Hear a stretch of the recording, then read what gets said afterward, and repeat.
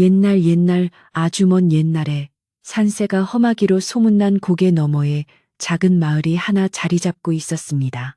그 마을은 뒤로는 병풍처럼 둘러쳐진 높은 산이 찬바람을 막아주고 앞으로는 맑은 개울이 흘러 농사짓기에 더할 나위 없이 좋은 곳이었으나 유독 마을 어귀에 솟은 기와집 한 채만이 찬 기운을 내뿜고 있어 지나는 사람들의 발길을 머뭇거리게 했습니다.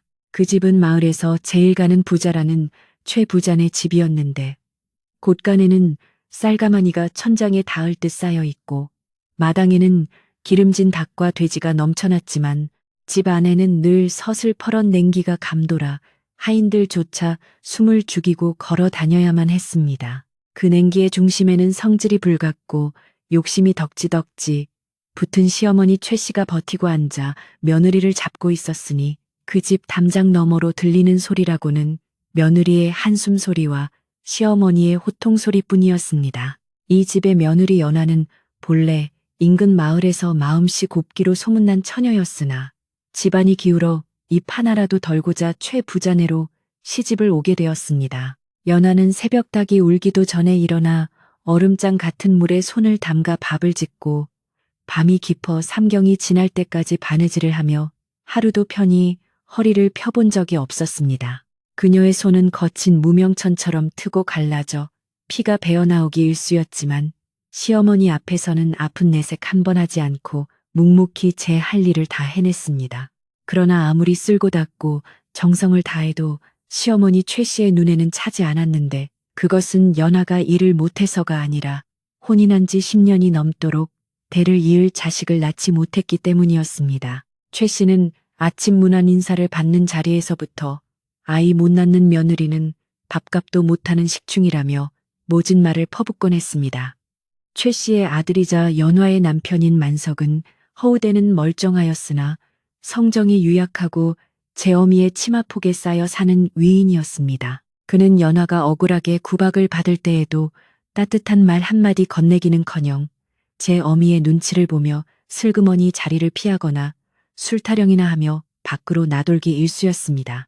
남편이라도 바람막이가 되어주었다면 연화가 그 모진 시집살이를 견디는데 큰 힘이 되었으련만 만석은 밤마다 한숨을 쉬며 돌아누워 버리니 연화의 가슴은 날이 갈수록 시커멓게 타들어갔습니다. 마을 아낙네들은 냇가에 모여 빨래를 하며 연화의 신세를 딱하게 여겼지만 서슬퍼런 최 씨가 무서워 누구 하나 나서서 도와줄 엄두를 내지 못했습니다.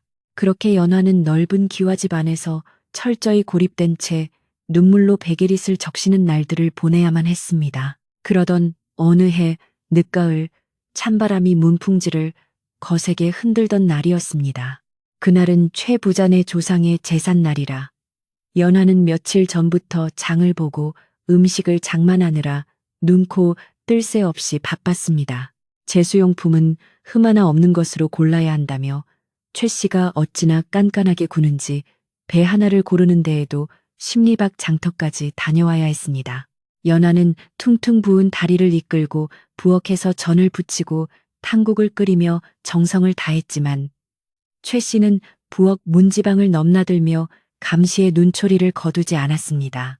기름 냄새에 속이 울렁거리고 머리가 어지러질했지만 연화는 잠시라도 쉬면 불호령이 떨어질 것을 알기에 아픈 허리를 두드리며 묵묵히 불 앞에 앉아 부채질을 했습니다. 해가 뉘엿뉘엿 넘어가고 어둑어둑한 땅거미가 질 무렵 드디어 제사상에 올릴 음식들이 하나둘 차려지기 시작했습니다. 그런데 방 안에서 제기를 닦던 최 씨가 갑자기 벼락 같은 고함을 지르며 부엌으로 달려 나왔습니다.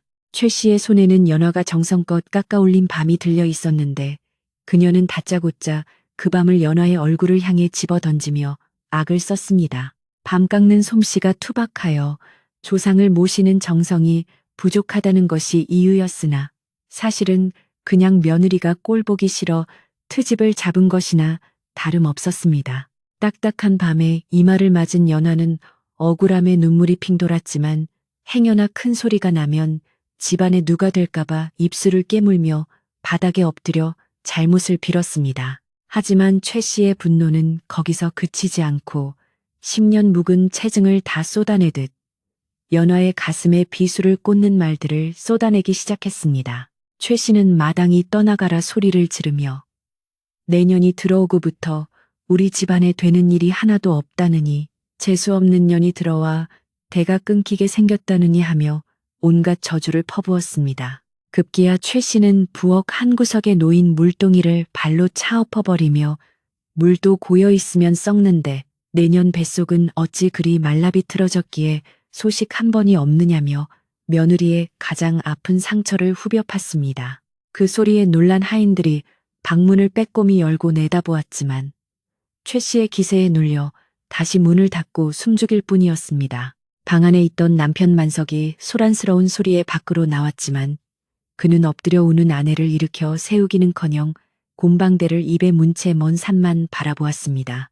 연화가 젖은 눈으로 남편을 올려다보며 제발 어머니를 말려달라는 눈빛을 보냈지만 만석은 애써 그 시선을 외면하며 헛기침만 해댔습니다. 남편의 비겁한 태도에 연화는 시어머니의 매질보다 더 큰 절망을 느꼈습니다. 믿었던 하늘마저 무너져 내리는 기분이 든 연화는 더 이상 버틸 힘이 없어 바닥에 주저앉아 하염없이 눈물만 흘렸습니다. 최 씨는 그런 아들의 태도에 더욱 기가 살아 이제는 아예 작정한 듯 며느리를 내쫓을 구실을 대기 시작했습니다. 최 씨는 옛글에 나오는 칠거지약을 운운하며 목소리를 높였습니다. 시부모에게 불순한 것이 첫째요. 자식을 낳지 못한 것이 둘째니 더 이상 무슨 말이 필요하냐 라며 당장 이 집에서 나가라고 소리쳤습니다. 칠거지약이란 아내를 내쫓을 수 있는 7가지 이유를 뜻하는 것으로 최 씨는 연화가 아이를 못 낳는 것을 가장 큰 죄목으로 삼았습니다. 사실 연화는 시부모에게 불순한 적이 한 번도 없었지만 최 씨는 며느리가 자신의 말에 대꾸 한마디 못한 것을 두고 속으로 딴 마음을 품고 있다며 억지를 부렸습니다.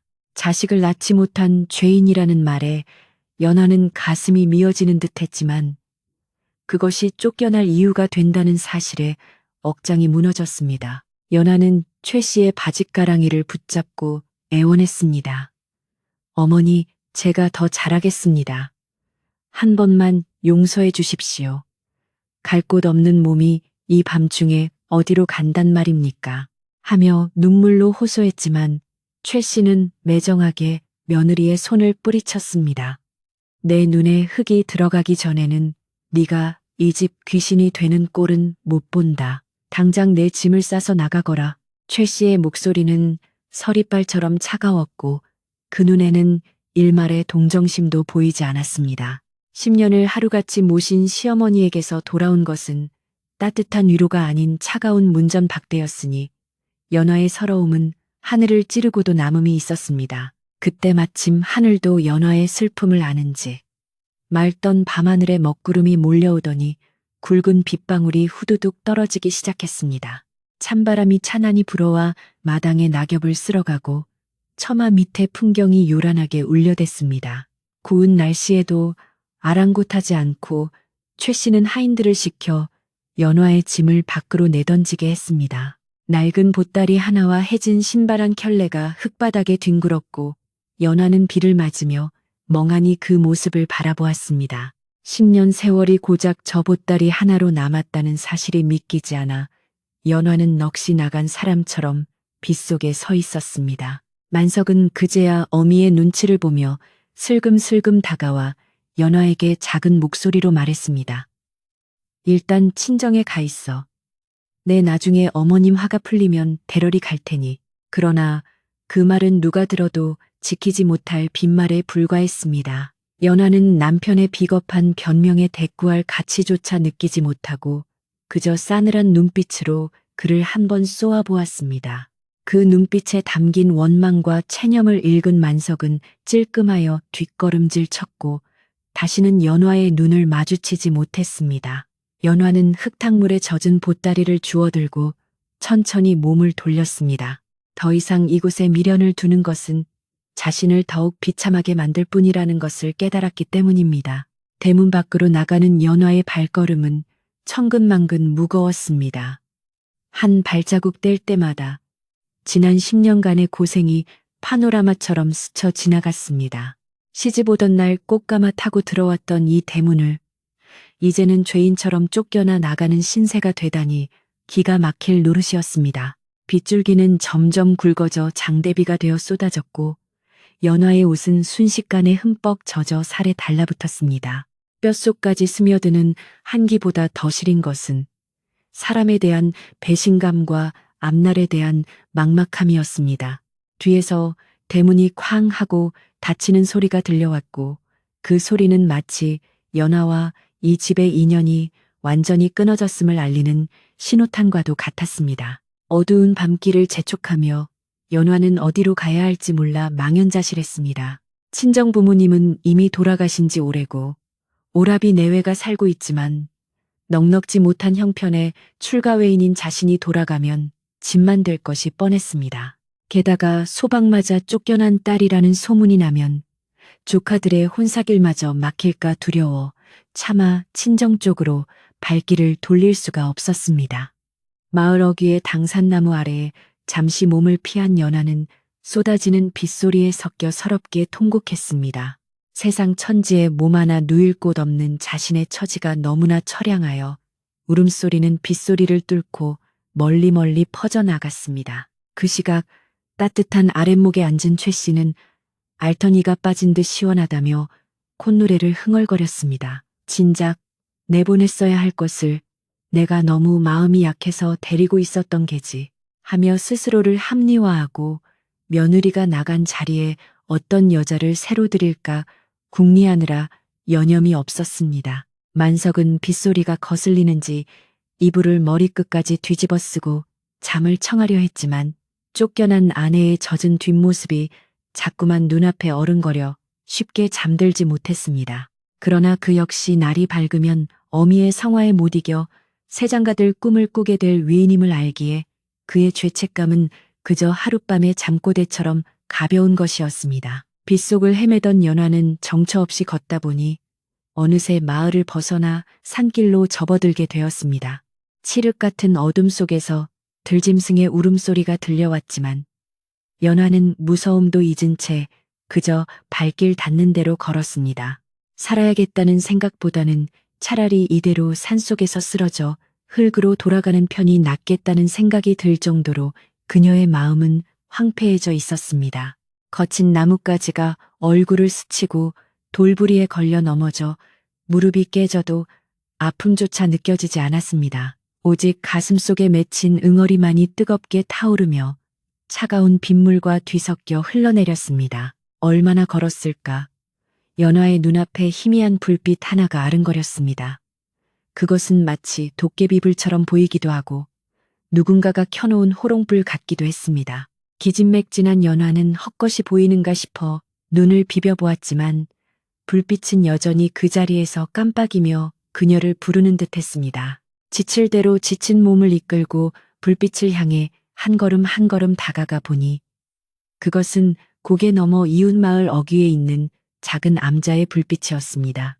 다행히 인적 있는 곳에 닿았다는 안도감에 연화는 그 자리에 풀썩 주저앉고 말았습니다. 온몸이 뒤에 젖어 덜덜 떨리는 와중에도 연화는 지난 세월 자신이 무엇을 그리 잘못했기에 이런 시련을 겪어야 하는지 하늘에 묻고 또 물었습니다. 남의 집 귀한 딸로 태어나 곱게 자라 시집와서 뼈가 부서져라 일하고 시부모를 공경한 죄밖에 없는데 아이가 없다는 이유 하나만으로 짐승만도 못한 취급을 받고 쫓겨나야만 하는 현실이 원통하고 분했습니다. 그녀는 빗물 섞인 흙바닥을 주먹으로 치며 오열했고 그 한 맺힌 울음은 산신령도 귀를 기울일 만큼 애절했습니다. 그러나 밤은 깊어만 가고 대답 없는 하늘에서는 야속한 비만 하염없이 쏟아져 내릴 뿐이었습니다. 한편 최 부자네 집에서는 다음 날부터 새로운 며느리감을 구한다는 소문이 돌기 시작했습니다. 최 씨는 중매쟁이를 불러 돈 보따리를 풀어놓으며 이번에는 엉덩이가 펑퍼짐하고 아이 잘 낳게 생긴 아이로 구해오라며 호들갑을 떨었습니다. 마을 사람들은 하루아침에 쫓겨난 연화를 동정하면서도 최 부자네의 기세가 무서워 대놓고 욕은 못하고 뒤에서 수군거리기만 했습니다. 아니, 그 착한 사람을 내쫓고 천벌을 어찌 받으려고 저러나 하며 혀를 찼지만 최 씨의 귀에는 그저 부러워서 하는 소리로 들릴 뿐이었습니다. 연화는 암자 처마 밑에서 웅크린 채 뜬 눈으로 밤을 지새웠습니다. 새벽녘이 되어 비가 그치고 동이 터오자 산새들이 지저귀는 소리가 들려왔습니다. 젖은 옷이 말라가면서 몸에 한기가 들고 열이 오르기 시작했지만 연화는 이를 악물고 일어섰습니다. 이대로 죽을 수는 없다는 오기가 생겼기 때문입니다. 자신을 내쫓은 시어머니와 남편에게 보란 듯이 잘 사는 모습을 보여주고 싶다는, 아니 적어도 그들이 잘못했다는 것을 증명하고 싶다는 작은 불씨가 가슴속에서 피어올랐습니다. 그것은 복수심이라기보다는 짓밟힌 자신의 존엄을 되찾고 싶은 간절한 소망이었습니다. 비에 씻긴 산천은 더욱 맑고 푸르게 빛났지만 연화의 몰골은 말이 아니었습니다. 헝클어진 머리에 흑투성이 옷을 입은 채 비틀거리는 그녀의 모습은 영락없는 거렁뱅이 꼴이었습니다. 하지만 그녀의 눈빛만은 예전과 달리 도끼를 품은 듯 형형하게 빛나고 있었습니다. 이제 더 이상 착하고 순종적인 며느리 연화는 없었습니다. 세상의 모진 풍파에 맞서 홀로 서야 하는 한 여인만이 그 길 위에 서 있을 뿐이었습니다. 연화는 산 아래 마을을 내려다보며 깊은 숨을 내쉬었습니다. 이웃 마을로 내려가는 길은 험하고 가팔랐지만 연화는 쉬지 않고 걸었습니다. 배고픔과 목마름이 밀려왔지만 정신력으로 버티며 한 걸음씩 내디뎠습니다. 그때 산기인 아래 조그만 밭에서 일하던 한 노인이 비틀거리는 연화를 발견하고 혀를 차며 다가왔습니다. 아이고, 젊은 아낙이 어찌 이런 몰골로 산에서 내려오는가. 뚜추, 보아하니 사연이 깊어 보이는데 이리 와서 물이라도 한 모금 마시게. 노인의 따뜻한 말 한마디에 긴장이 풀린 연화는 그만 정신을 잃고 쓰러지고 말았습니다.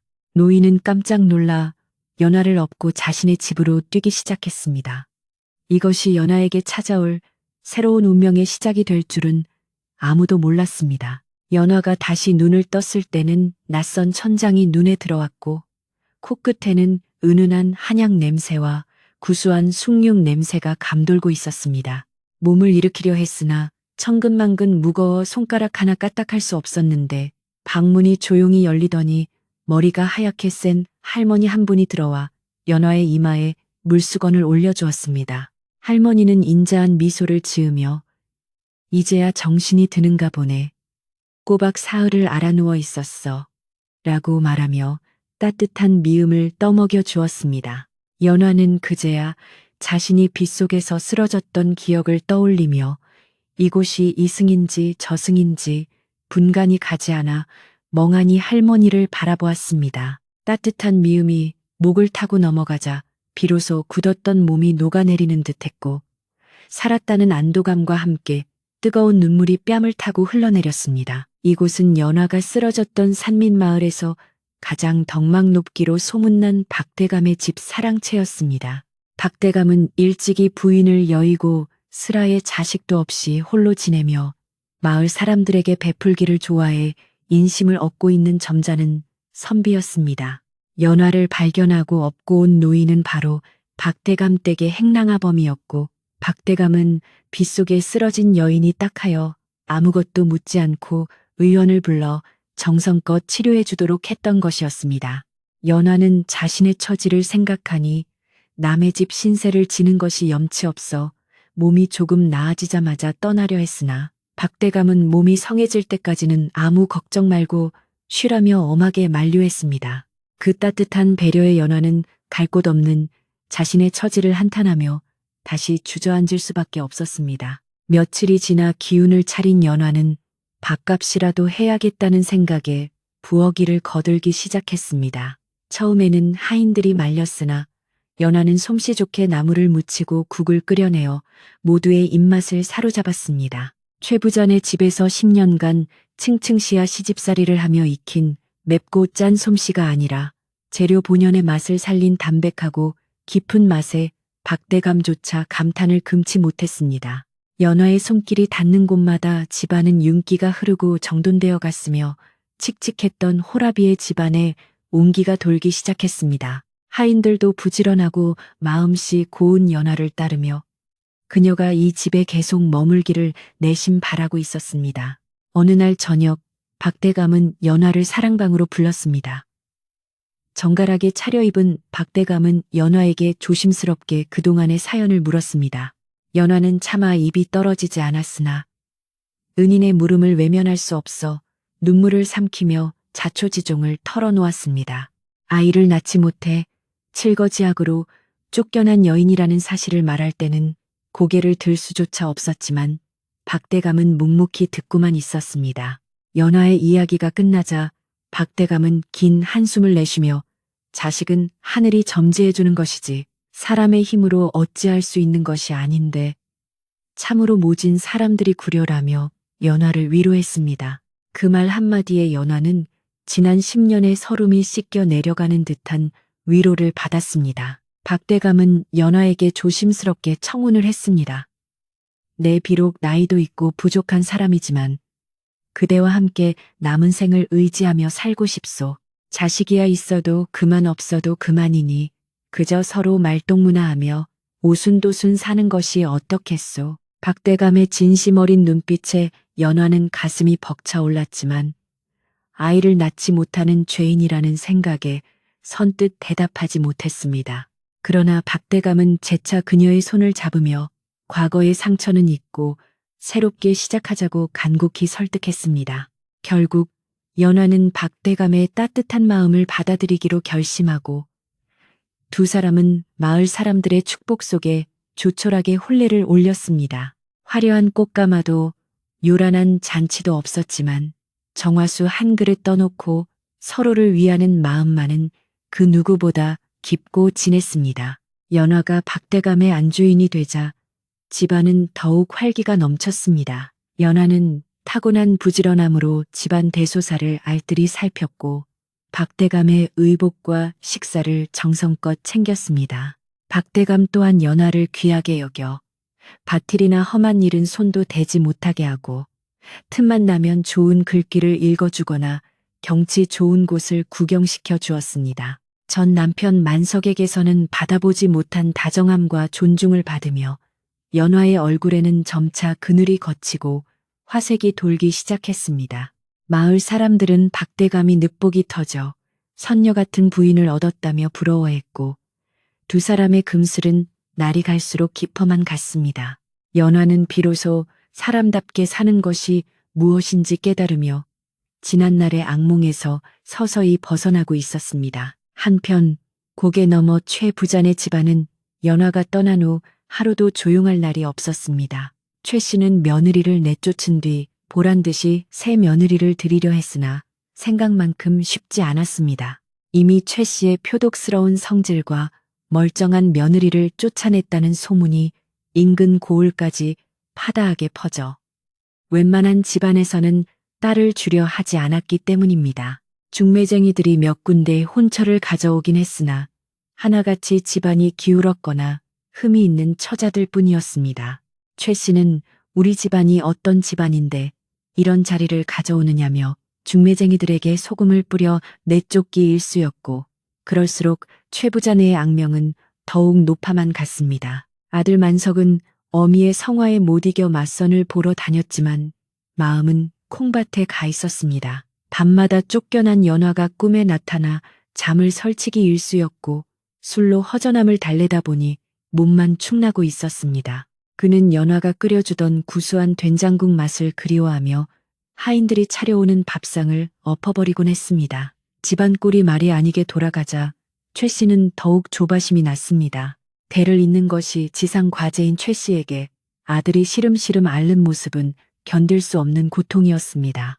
결국 최 씨는 눈을 낮추고 낮추어 엉덩이가 크고 튼튼해 보여 아이만 잘 낳을 것 같은 여자라면 신분을 가리지 않고 드리겠다고 선언하기에 이르렀습니다.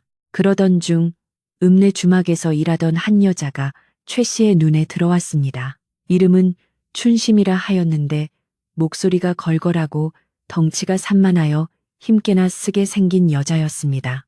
춘심은 주막에서 험한 일을 도맡아 하며 사내들과 어울리던 여자였으나 최 씨는 그녀의 펑퍼짐한 엉덩이만 보고 저 정도면 아들 서넛은 거뜬히 낳겠다며 흡족해했습니다.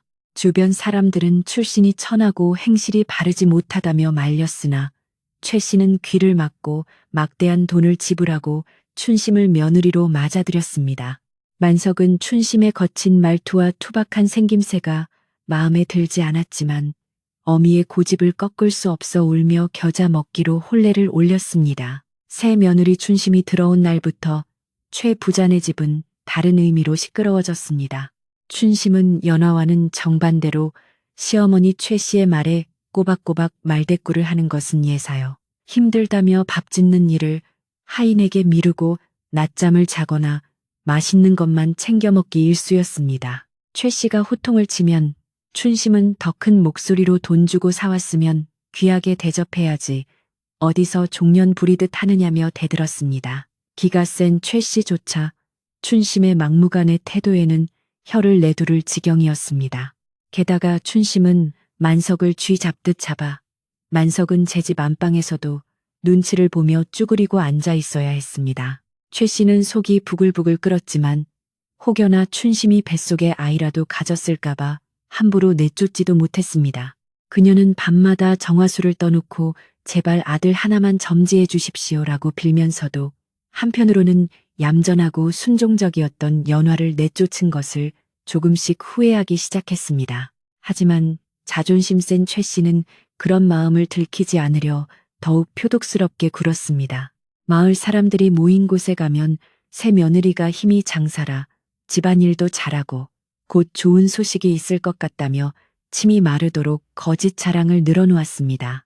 그러나 사람들은 춘심이 주막 출신이라는 것을 다 알고 있었기에 최 씨의 말을 믿기는커녕 뒤에서 비웃기 바빴습니다. 한편 연화가 박대감과 재혼하여 잘 살고 있다는 소문이 고개를 넘어 최 부자네 마을까지 들려왔습니다. 빨래터에 모인 안악들은 쫓겨난 연화가 이웃 마을 부자 영감님을 만나 호강한다더라.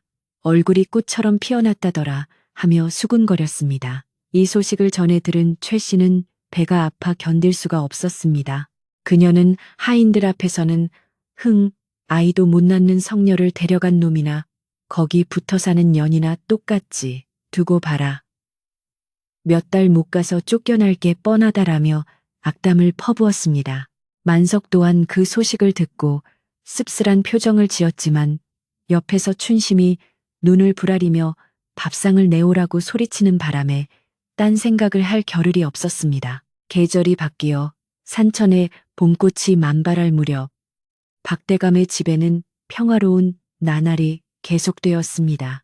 연화는 박대감의 서재를 청소하다가 창밖으로 보이는 매화나무를 바라보며 깊은 생각에 잠겼습니다. 비록 지금은 행복하지만 마음 한구석에는 여전히 아이에 대한 미련과 두려움이 남아 있었기 때문입니다. 박대감은 아이가 없어도 괜찮다고 했지만 대가 끊기는 것을 염려하지 않을 수 없는 것이 조선 여인의 마음이었습니다. 연화는 혹시나 자신이 박대감에게 또다시 실망을 주지는 않을까, 행복이 깨지지는 않을까 노심초사했습니다. 박대감은 그런 연화의 마음을 눈치채고 다가와 어깨를 감싸주었습니다. 부인, 무엇을 그리 골똘히 생각하시오. 꽃이 피면 피는 대로, 지면 지는 대로 자연의 섭리에 맡기면 되는 것을. 박대감의 따뜻한 음성에 연화는 미소를 지으며 고개를 끄덕였습니다. 두 사람은 마루에 나란히 앉아 따스한 봄 햇살을 맞으며 차를 마셨습니다. 담장 너머로 들려오는 아이들의 웃음소리가 유난히 크게 들려왔지만 박대감은 연화의 손을 꼭 잡고 놓지 않았습니다. 연화는 이 사람과 함께라면 어떤 시련이 와도 견딜 수 있을 것 같다는 믿음이 생겼습니다. 그 시각 최 씨네 집에서는 춘심이 헛구역질을 시작했습니다. 최 씨는 드디어 기다리던 소식이 왔다며 뛸 듯이 기뻐했습니다. 그녀는 춘심을 위해 비싼 보약을 지어다 바치고 하인들에게 춘심의 발이 땅에 닿지 않게 하라며 호들갑을 떨었습니다. 만석 또한 어깨를 으쓱하며 마을 사람들에게 곧 아비가 될 것 같다며 자랑하고 다녔습니다. 최 씨는 거봐라. 역시 며느리를 바꾸니 바로 소식이 오지 않느냐. 그 전년이 문제였던 게야. 라며 연화를 비웃었습니다. 온 집안이 경사 분위기에 휩싸였지만 정작 춘심의 표정은 묘하게 일그러져 있었습니다. 그녀는 밤마다 무언가를 감추려는 듯 불안한 기색을 보였으나 최 씨와 만석은 기쁨에 눈이 멀어 아무것도 눈치채지 못했습니다. 연화가 박대감의 집에 온 지도 어느덧 반년이 지났습니다. 연화의 몸에도 작은 변화가 찾아오고 있었지만 그녀는 그것이 무엇인지 감히 짐작조차 하지 못했습니다. 그저 몸이 좀 나른하고 잠이 많아졌으려니 생각하며 대수롭지 않게 여겼습니다. 그러던 어느 날 아침 밥을 짓던 연화는 갑자기 속이 울렁거려 붓두막을 잡고 주저앉았습니다. 헛구역질이 멈추지 않아 얼굴이 하얗게 질린 연화를 보고 지나가던 노비가 깜짝 놀라 박대감을 불렀습니다. 박대감은 한달음에 달려와 연화를 부축하며 걱정스러운 얼굴로 의원을 부르라고 소리쳤습니다. 의원이 도착하여 연화의 맥을 짚어보는 동안 박대감은 방안을 서성이며 초조함을 감추지 못했습니다. 혹시 큰 병이라도 얻은 것은 아닌지 가슴이 조마조마했습니다. 한참 만에 손을 뗀 의원은 빙그레 웃으며 박대감을 바라보았습니다. 대감마님, 축하드립니다. 태기가 아주 분명합니다. 맥이 힘차게 뛰는 것을 보니 아주 건강한 아이가 들어선 것 같습니다. 의원의 말에 방 안에 있던 모든 사람이 귀를 의심했습니다. 박대감은 너무 놀라 입을 다물지 못했고 연화는 믿기지 않는다는 표정으로 자신의 배를 감싸 쥐었습니다. 제가 아이를 가졌다니요? 10년 동안이나 소식이 없던 몸인데 연화의 목소리는 떨리고 있었습니다. 이 소식은 삽시간에 박대감네 집 담장을 넘어온 마을로 퍼져나갔습니다. 늦은 나이에 첫 아이를 얻게 된 박대감과 아이를 못 낳는다고 쫓겨났던 연화가 임신을 했다는 사실은 마을 사람들에게 큰 충격과 기쁨을 동시에 주었습니다. 사람들은 하늘이 무심치 않다. 착하게 사니 복을 받았다며 입을 모아 칭송했습니다. 박대감은 연화의 손을 잡고 하염없이 눈물을 흘리며 고마워했고 연화 또한 감격에 겨워 말을 잇지 못했습니다. 이것은 단순한 임신이 아니라 연화의 억울함을 씻어주고 그녀의 삶을 송두리째 바꿔놓을 기적과도 같은 일이었습니다. 하지만 기쁨도 잠시, 연화는 걱정이 앞섰습니다. 10년간 아이가 없었던 자신이 갑자기 아이를 가졌다는 사실이 믿기지 않기도 했고 혹시라도 잘못되지 않을까 하는 불안감이 엄습했기 때문입니다. 박대감은 그런 연화를 안심시키며 이제부터는 손 하나 까딱하지 말고 오직 아이와 부인의 건강만 챙기시오. 내가 다 알아서 하리다라며 든든한 버팀목이 되어주었습니다. 박대감은 당장 하인들을 시켜 좋은 음식과 약재를 구해오게 하고 연화가 편안히 쉴 수 있도록 집안 분위기를 정돈했습니다. 반면 춘심의 임신 소식으로 떠들썩했던 최 부자네 집은 며칠 뒤 발칵 뒤집히고 말았습니다. 의원을 불러 진맥을 해보니 춘심의 증상은 임신이 아니라 체증으로 인한 것이었음이 밝혀졌기 때문입니다. 춘심이 평소 기름진 음식을 너무 많이 먹고 운동을 하지 않아 위장병이 난 것을 입덧으로 착각했던 것입니다. 의원의 말을 들은 최 씨는 그 자리에 털썩 주저앉아 대성통곡을 했습니다. 아이고, 내 팔자야. 떡 줄 사람은 생각도 않는데 김칫국부터 마셨구나. 최 씨의 원망 섞인 울음소리가 담장을 넘어갔고 만석은 얼굴이 벌개져 고개를 들지 못했습니다. 춘심은 민망함에 방으로 숨어버렸고 집안은 찬물을 끼얹은 듯 싸늘해졌습니다. 그러던 중 연화의 임신 소식이 최 씨의 귀에도 들어갔습니다. 장터에 다녀온 하인이 쭈뼛거리며 마님, 그 박대감 댁에 제가 한 연화 씨가 아이를 가졌답니다라고 전하자 최 씨는 들고 있던 밥그릇을 집어던지며 펄쩍 뛰었습니다. 뭐라고? 그 말라비 틀어진 년이 아이를 가졌다고? 거짓말이다. 그럴 리가 없다. 10년 동안 돌계란 갔던 년이 어떻게 아이를 가진단 말이냐? 최 씨는 악을 쓰며 믿지 않으려 했지만 이미 소문은 사실로 굳어져 가고 있었습니다.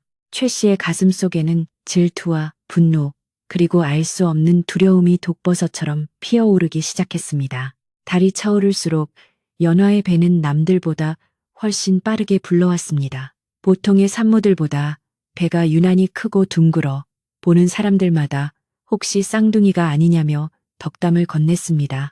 연화는 무거워진 몸을 이끌고도 행복한 미소를 잃지 않았고 박대감은 그런 연화를 보물단지 모시듯 했습니다. 밤하늘에 둥근 달이 떠오르고 박대감네 집 마당에는 웃음꽃이 피어나는 반면 고개 너머 최 부자네 집에는 어둠만이 짙게 깔리고 있었습니다. 인과응보의 수레바퀴는 이제 서서히 그러나 확실하게 굴러가기 시작했습니다. 다가올 진실의 시간을 예고하며 밤바람이 스산하게 불어왔습니다. 계절의 시계바늘은 어느덧 무더운 여름을 지나 서늘한 바람이 부는 가을 문턱으로 접어들고 있었고 산과들은 황금빛으로 물들어 가는데 박대감 댁 안주인 연화의 몸도 날이 갈수록 둥글게 차올랐습니다. 처음에 콩알만 하던 태기는 달이 차면서 마치 바가지를 엎어놓은 듯 불룩해졌는데 그 모양새가 예사롭지 않아 보는 이들마다 혀를 내두를 정도였습니다. 동네 노인들은 연화의 남산만 한 배를 보며 이건 필시 장군감이 들어선 개야라며 덕담을 건넸고 어떤 이는 아니 배가 저리 큰 것을 보니 혹여 쌍둥이가 아니겠는가 하며 조심스러운 추측을 내놓기도 했습니다.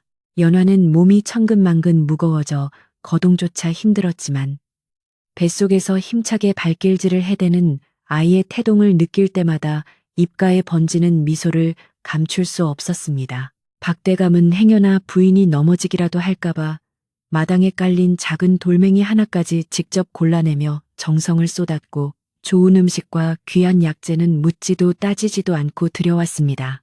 그는 읍내 장터에서 가장 질 좋은 비단을 끊어와 베네쩌고리를 짓게 하고 산파 중에서도 솜씨가 제일 좋다는 할멈을 미리 불러 대기시키는 등 첫 아이를 맞이할 준비에 여념이 없었습니다. 박대감의 얼굴에는 하루 종일 싱글벙글 웃음이 떠나지 않았고 그 모습을 보는 하인들도 덩달아 신이 나서 집안일이 힘든 줄도 모르고 바삐 움직였습니다. 박대감네 집 담장 너머로는 언제나 하하호 웃음소리가 끊이지 않아 지나가는 과객들조차 그 집의 복이 가득함을 단번에 알 수 있을 정도였습니다. 반면 고개 너머 최 부자네 집은 마치 흉가가 된 듯 음산한 기운만이 감돌고 있었는데 이는 새 며느리 춘심이 들어온 뒤로 집안 꼴이 말이 아니게 되었기 때문입니다. 춘심은 임신이 아니라는 것이 밝혀진 뒤로도 기죽기는커녕 오히려 더 뻔뻔하게 굴며 시어머니 최 씨의 속을 벅벅 긁어놓았습니다. 그녀는 아침 해가 중천에 뜰 때까지 늘어지게 잠을 자는 것은 예사여 일어나자마자 밥상을 차려오라 소리치며 반찬 타령을 해댔습니다. 곡간 열쇠를 쥐고 흔들던 최 씨조차 춘심의 기세에 눌려 쩔쩔맸는데 춘심이 툭하면 내가 이 집에 들어와 고생만 한다며 짐을 싸서 나가겠다고 으름장을 놓았기 때문입니다. 더욱 기가 막힌 것은 춘심의 낭비벽이 하늘을 찌를 듯하다는 것이었는데 그녀는 읍내 박물장수가 올 때마다 비싼 분이나 놀이개를 외상으로 긁어모았습니다. 최 씨가 돈을 아끼라고 한마디라도 할라치면 춘심은 눈을 부라리며 부잣집 며느리가 이 정도도 못 쓰면 나가서 죽으란 말이냐며 대들었고 그 목소리가 어찌나 큰지 담장 밖까지 쩌렁쩌렁 울렸습니다. 만석은 마누라 등살에 못 이겨 사랑채 구석에 처박혀 술독에 빠져 살았고 집안의 농사일이나 대소사는 뒷전으로 미루어 두었습니다.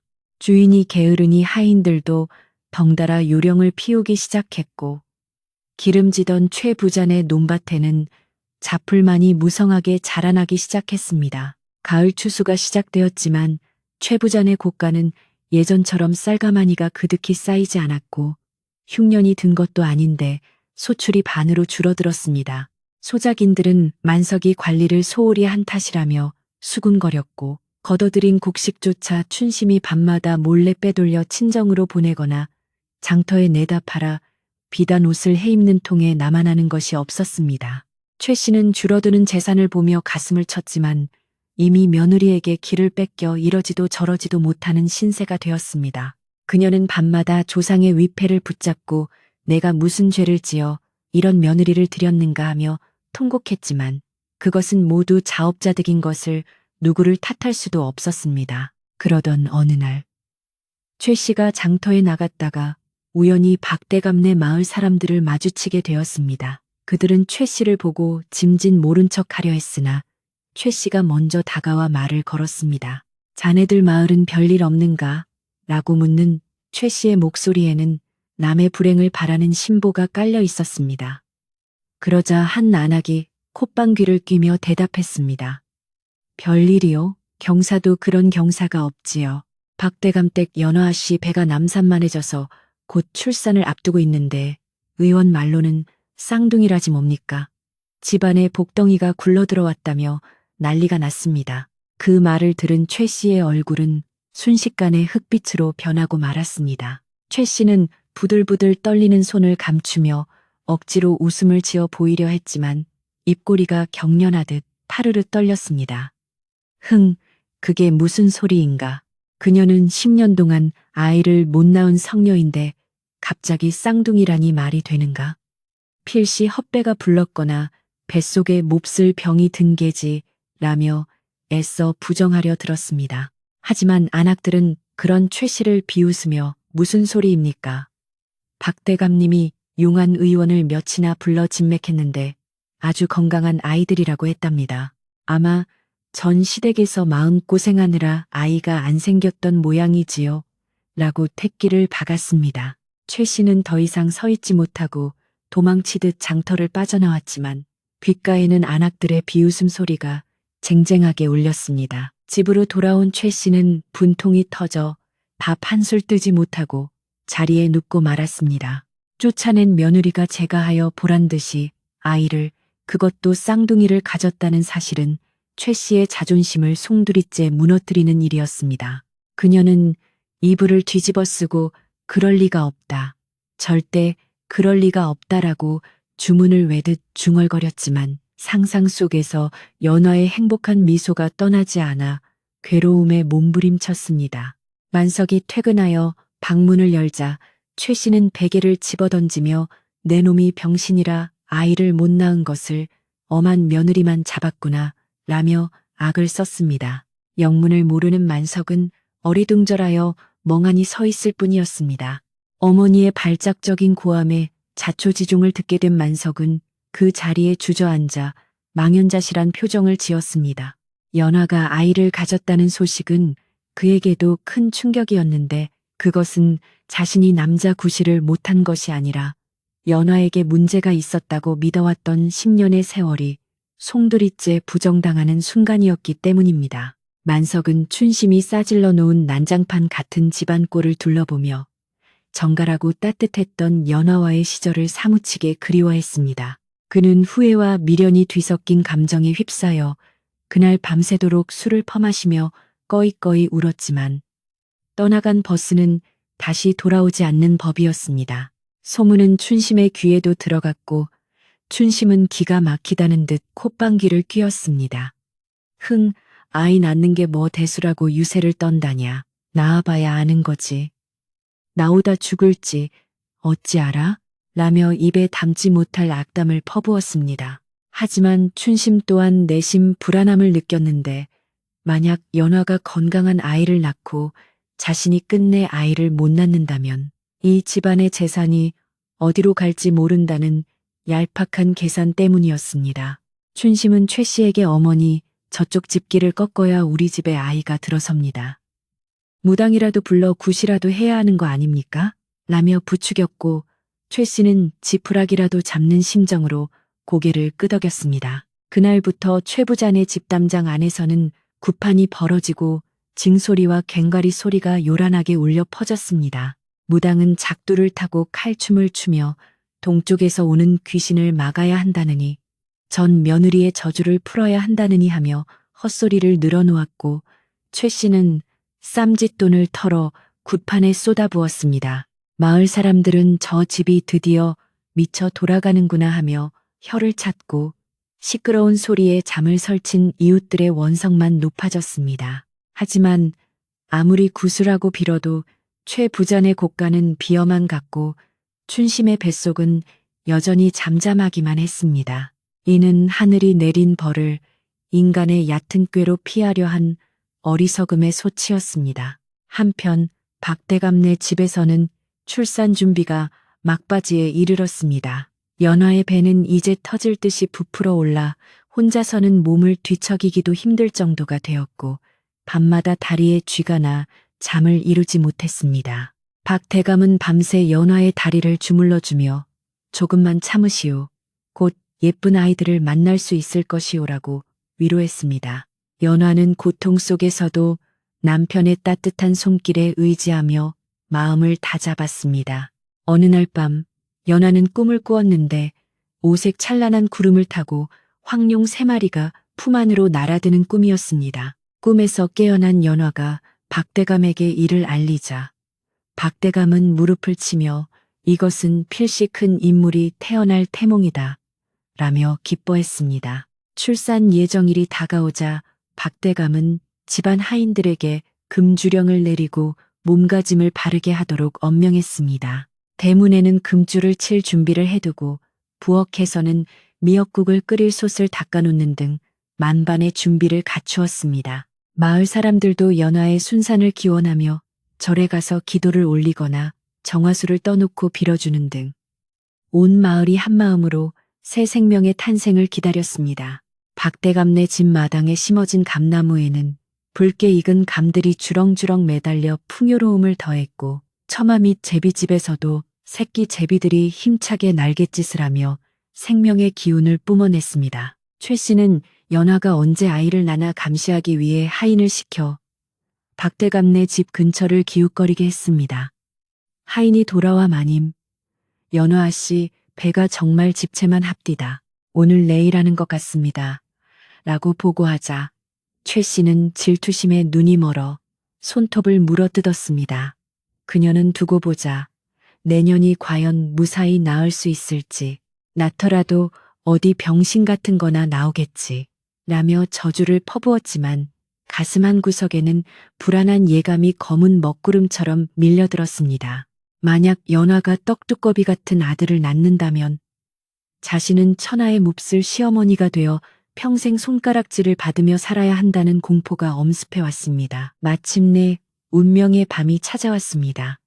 그날 밤은 유난히 달이 밝고 컸는데 은쟁반 같은 보름달이 박대감네 지붕 위를 환하게 비추고 있었습니다.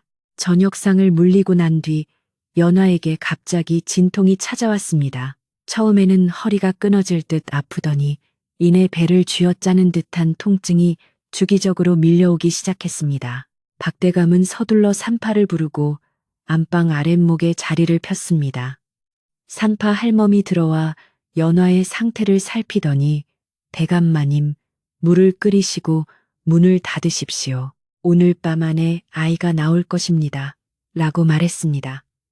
박대감은 떨리는 마음으로 문 밖에서 서성이며 하늘을 향해 기도를 올렸습니다. 연화의 신음소리가 방문을 넘어 흘러나오자 집안의 모든 불이 환하게 켜졌습니다. 하인들은 마당을 서성이며 안방 쪽을 주시했고 부엌에서는 뜨거운 물을 나르느라 분주했습니다. 고통에 찬 비명과 거친 숨소리가 밤 공기를 가르자 박대감은 식은땀을 흘리며 어쩔 줄을 몰라 했습니다. 시간이 흐를수록 연화의 비명은 커져만 갔고 박대감의 애간장은 녹아내리는 듯 했습니다.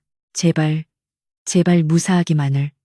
박대감은 두 손을 모으고 간절히 빌고 또 빌었습니다. 그 시각 달빛은 더욱 영롱하게 빛나며 박대감네 집을 축복하듯 감싸 안았습니다. 반면 최 부잔의 집 위로는 검은 구름이 몰려와 달빛을 가리고 있었습니다. 최 씨는 잠자리에 들었으나 가슴이 답답하여 잠을 이루지 못하고 뒤척였습니다. 밖에서는 흉년의 전조를 알리듯 부엉이가 기분 나쁘게 울어대고 춘심이 코를 고는 소리가 천둥처럼 방안을 울렸습니다. 최 씨는 자리에서 일어나 냉수한 사발을 들이켰지만 속에서 타오르는 화증은 가라앉지 않았습니다. 그녀는 창문을 열고 박대감네 마을 쪽을 노려보았습니다. 칠흑 같은 어둠 속에서 저 멀리 희미하게 빛나는 불빛이 마치 자신을 조롱하는 도깨비불처럼 느껴졌습니다.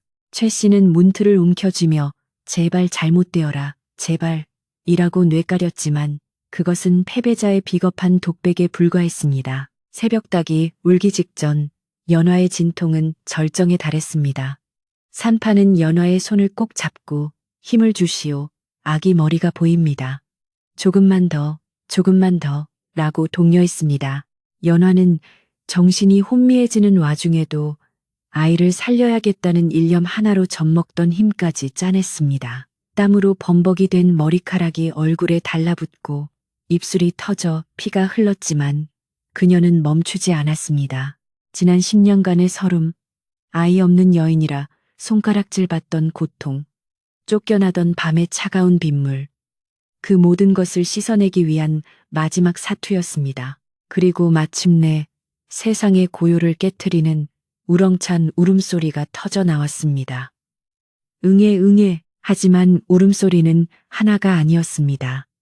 잠시 후 또다시 응애 하는 소리가 들리더니 곧이어 세 번째 울음소리가 연달아 터져 나왔습니다. 밖에서 초조하게 기다리던 박대감은 그 소리에 귀를 의심하며 털썩 주저앉고 말았습니다. 산파가 방문을 벌컥 열고 얼굴에 웃음을 가득 띠며 외쳤습니다. 대감마님, 경사났습니다. 고추셋, 사내 아이 새 쌍둥이입니다. 세상에 이런 복이 어디 있습니까?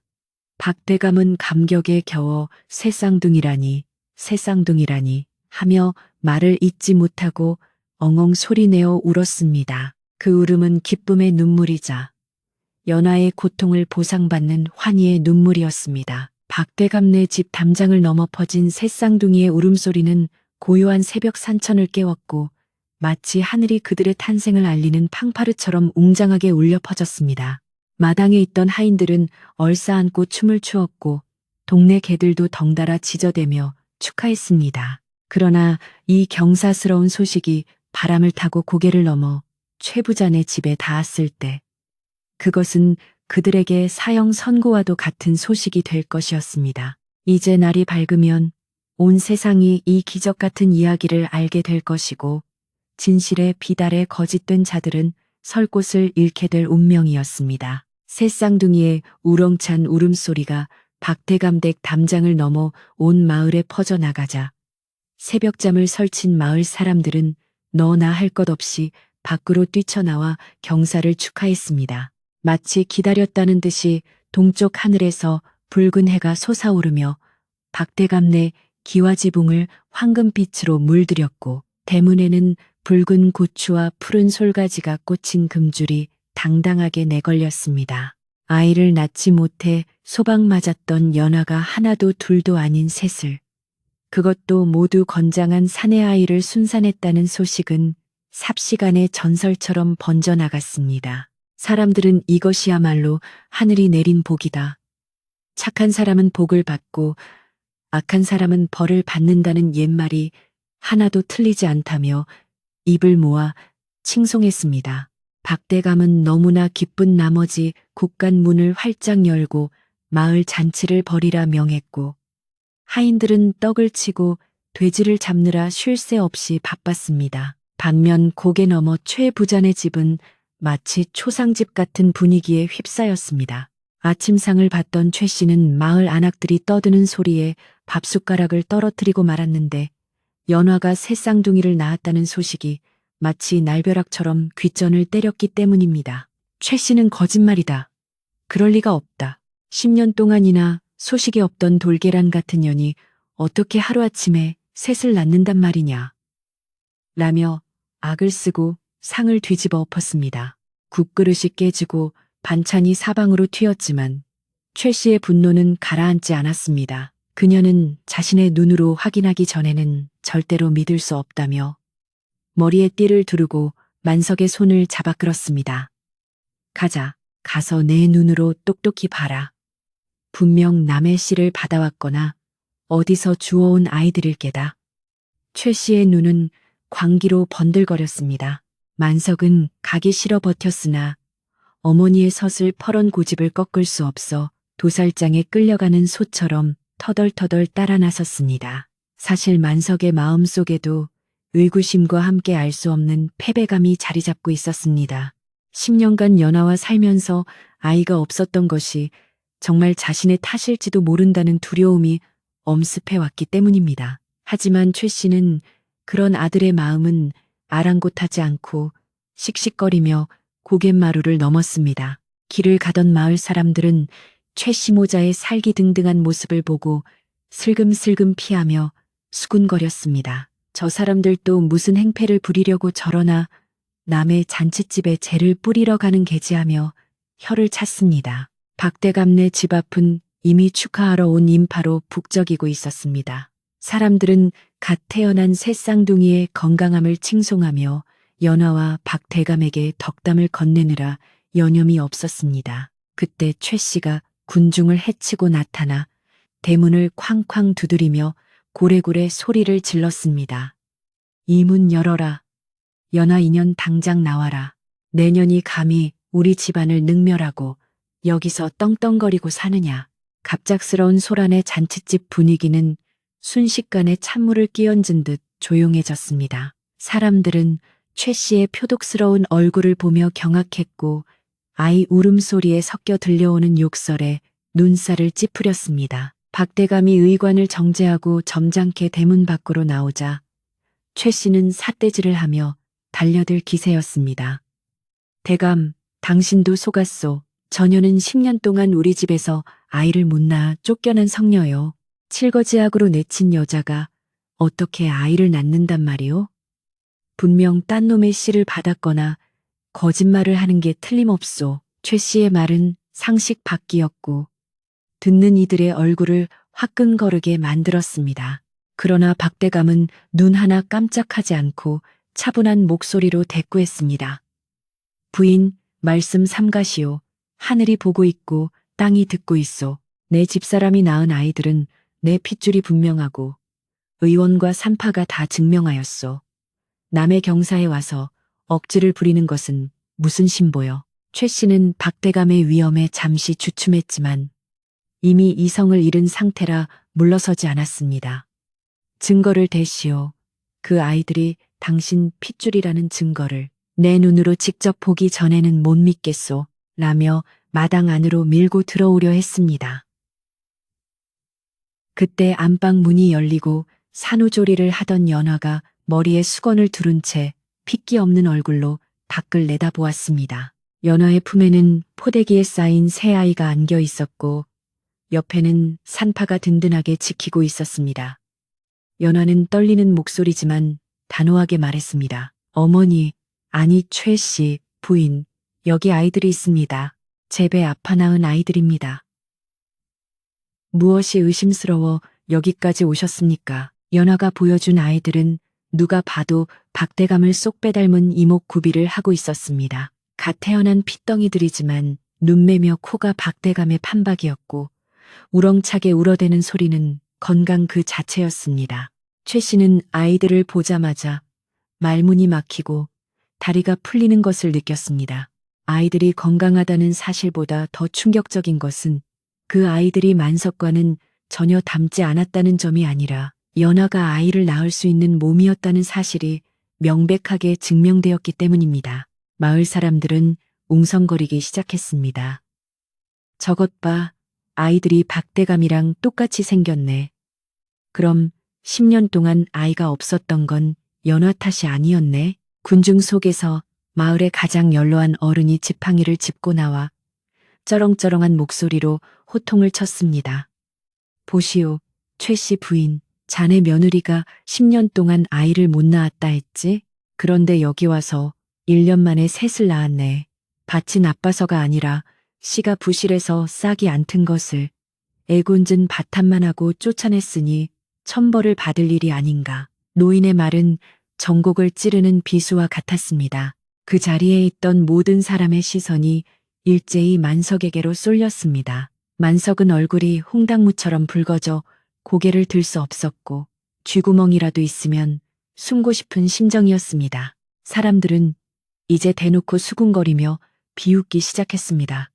아이고, 저 멀쩡한 부인을 쫓아내고 데려온 게 주막 여자라지? 아들이 고자인 줄도 모르고 며느리만 잡았네 그려. 쏟아지는 비난과 조롱 속에 최 씨는 얼굴이 하얗게 질려 어쩔 줄을 몰라 했습니다. 그녀가 그토록 믿고 싶었던 연화의 불임이라는 명분이 산산조각 나버린 순간이었습니다.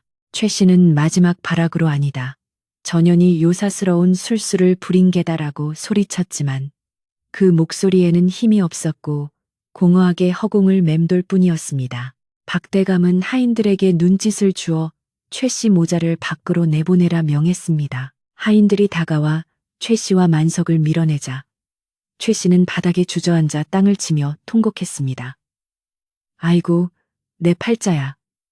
우리 집안 대가 이렇게 끊기는구나. 하지만 아무도 그녀를 동정하지 않았습니다. 오히려 사람들은 소금을 뿌리며 재수 없다, 썩 물러가라, 고 소리쳤습니다.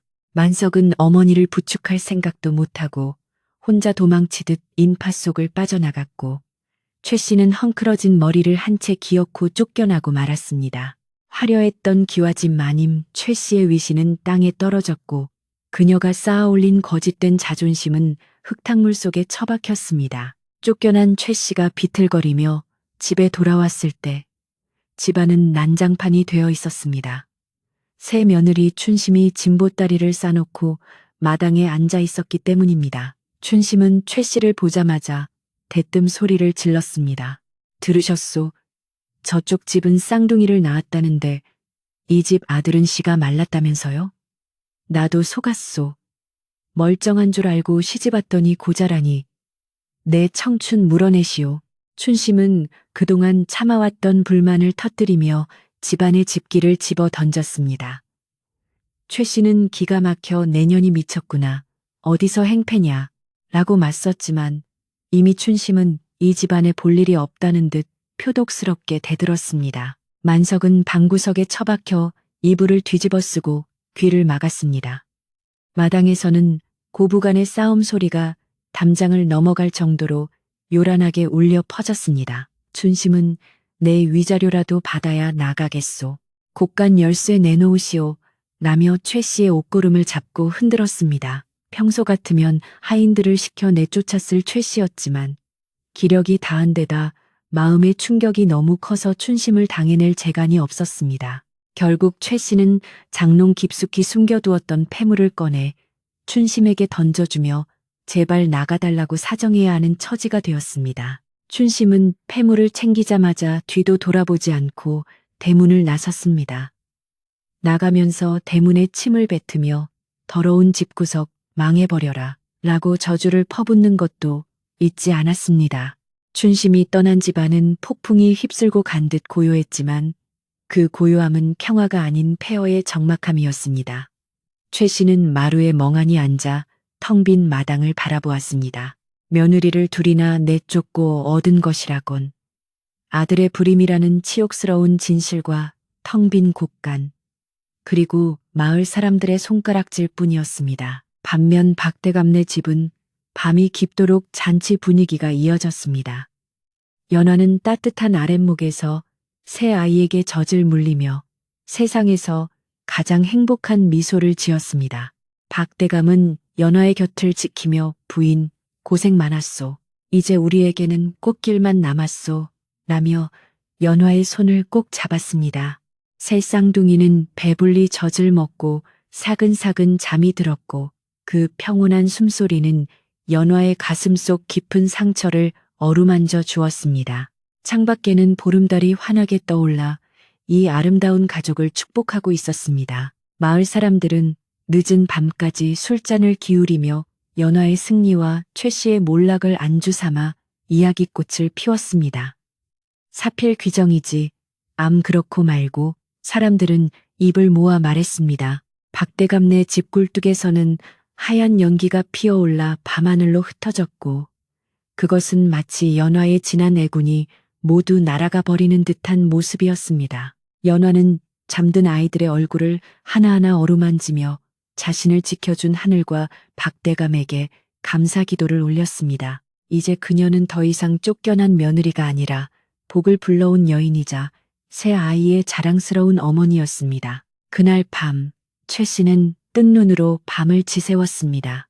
억울함과 분함, 그리고 뒤늦은 후회가 뒤섞여 가슴을 쳤지만 이미 엎질러진 물이었습니다. 만석은 술에 취해 헛소리를 하며 울다 잠들었고 최 씨는 싸늘한 방바닥에 누워 천장을 바라보며 자신의 어리석음을 탓했습니다. 칠거지약을 운운하며 며느리를 쫓아낼 때만 해도 자신이 세상의 법도인 줄 알았으나 그 법도가 결국 자신을 찌르는 칼날이 되어 돌아온 것입니다. 밤바람이 문풍지를 흔들 때마다 최 씨는 소스라치게 놀라며 몸을 떨었습니다. 그것은 다가올 더 큰 파멸을 예고하는 신호와도 같았습니다. 이제 이야기는 마지막을 향해 달려갑니다. 진실이 밝혀진 후 두 집안의 운명은 극명하게 갈리게 되었습니다. 한쪽은 웃음과 행복이 넘쳐나고 다른 한쪽은 파멸과 고독만이 기다리고 있었습니다.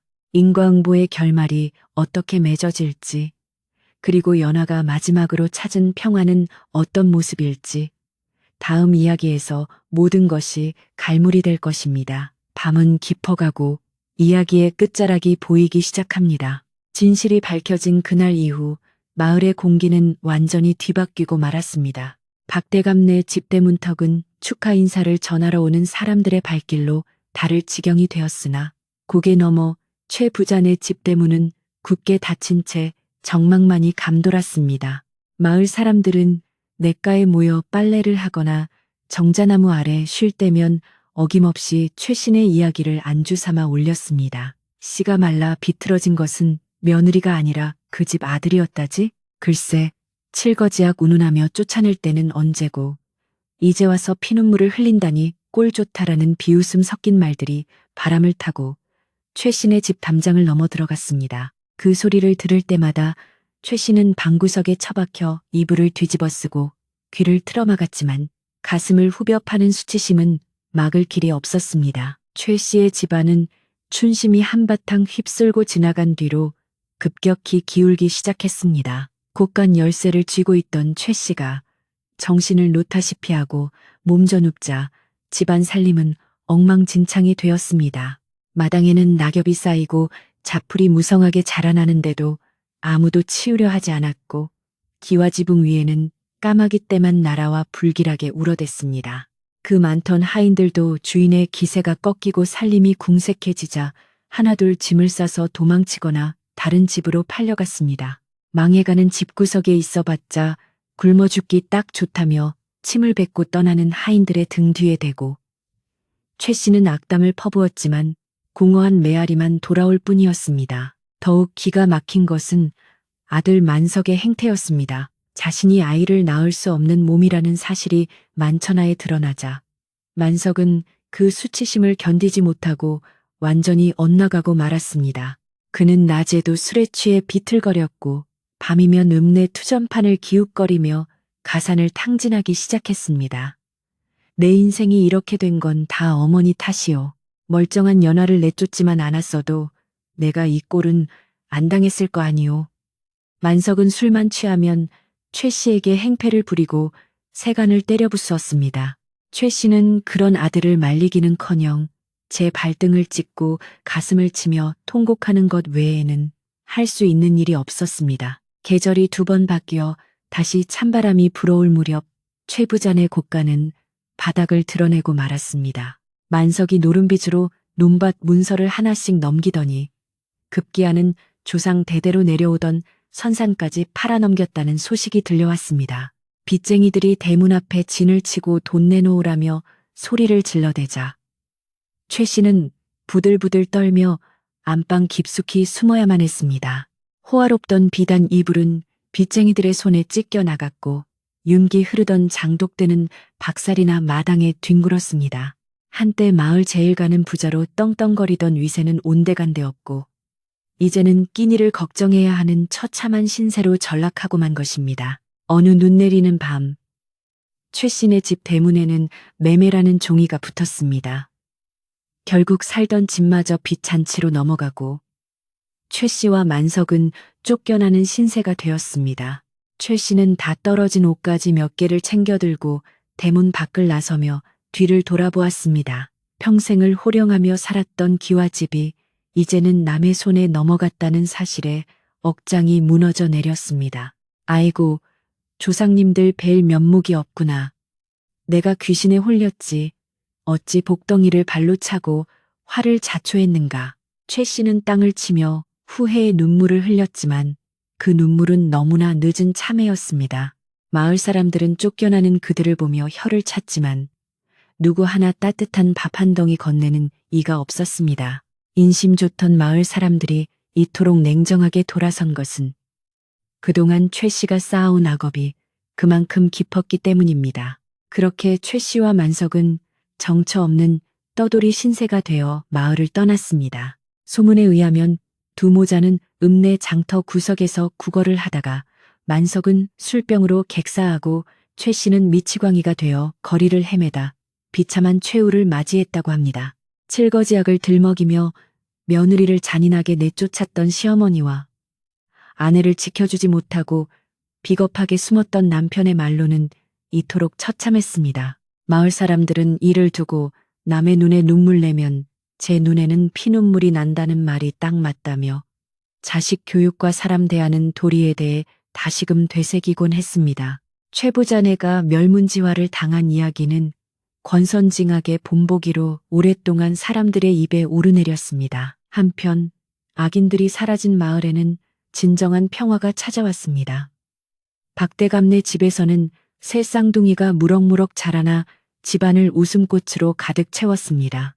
첫째는 의젓하고 듬직하여 할아버지 같은 박대감을 잘 따랐고, 둘째는 재주가 많아 하나를 가르치면 열을 알았으며, 셋째는 애교가 많고 건강하여 온 집안의 귀여움을 독차지했습니다. 연화는 아이들에게 젖을 물리고 이유식을 먹이며 하루하루 커가는 아이들의 모습을 보는 재미에 시간 가는 줄 몰랐습니다. 박대감은 사랑채에 앉아 아이들이 글 읽는 소리를 듣는 것을 낙으로 삼았고, 이 녀석들이 자라 과거 급제하여 가문을 빛낼 것이다라며 흐뭇해했습니다. 연화가 아이를 낳은 지 꼬박 1년이 되는 날, 박대감네 집에서는 성대한 돌잔치가 열렸습니다. 떡과 과일이 산처럼 쌓이고 고기 굽는 냄새가 심리 밖까지 퍼져나갔습니다. 마을 사람들은 물론이고 인근 고을의 양반들까지 찾아와 새 쌍둥이의 첫돌을 축하해 주었습니다. 연화는 고운 비단옷을 차려입고 새 아들에게 색동저고리를 입혀 마루에 앉혔습니다. 아이들이 돌잡이 상에서 붓과 활 그리고 엽전을 각각 집어들자 사람들은 문물을 겸비하고 제복까지 타고났다며 박수를 보냈습니다. 연화는 하객들에게 감사의 인사를 올리며 지난날의 모진 시련이 오늘날의 행복을 위한 걸음이었음을 깨닫고 남몰래 눈시울을 붉혔습니다. 세월은 유수와 같이 흘러 어느덧 새 쌍둥이는 소년으로 자라났습니다. 아이들은 서당에서 글 공부를 마치면 어머니 연화가 기다리는 집으로 앞다투어 달려오곤 했습니다. 어머니, 오늘 훈장님께 칭찬받았습니다. 하며 안기는 아이들을 품에 안을 때마다 연화는 세상을 다 가진 듯한 충만함을 느꼈습니다. 그녀는 아이들에게 항상 남에게 베풀고 마음을 곱게 써야 복을 받는다라고 가르쳤습니다. 자신이 겪은 고통을 통해 얻은 깨달음을 아이들에게 물려주고 싶었기 때문입니다. 아이들은 어머니의 가르침을 따라 마을 어른들을 공경하고 어려운 친구를 도울 줄 아는 훌륭한 인재로 성장해 갔습니다. 박대감은 연화와 함께 늙어가는 것을 더없는 축복으로 여겼습니다. 그는 종종 연화의 손을 잡고 뒷동산에 올라 붉게 물드는 저녁 노을을 바라보며 말했습니다. 부인, 그대가 내게 와주어 내 말년이 이토록 따뜻하오. 하늘이 맺어준 인연에 감사할 따름이오. 연화 역시 백발이 성성해진 남편을 바라보며 대감마님 덕분에 제가 사람답게 살 수 있었습니다.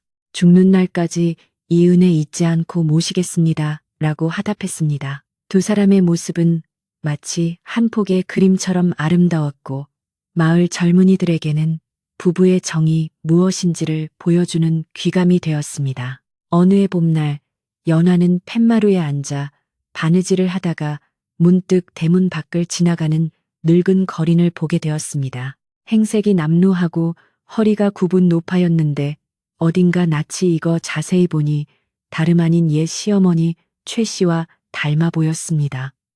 하지만 연화는 쫓아가 확인하지 않았습니다. 그것이 최 씨이든 아니든 이미 지나간 인연이고 과거의 그림자일 뿐이라 생각했기 때문입니다. 다만 연화는 하인을 시켜 쌀 한 뻑밥과 따뜻한 국밥 한 그릇을 대문 밖에 내다 놓게 했습니다. 누가 오든 배고픈 이가 있으면 먹고 가게 하라는 말과 함께 그것은 연화가 할 수 있는 마지막 자비이자 과거의 악연을 완전히 털어내는 의식이었습니다. 그날 밤 연화는 잠자리에 누워 천장을 바라보며 긴 숨을 내쉬었습니다.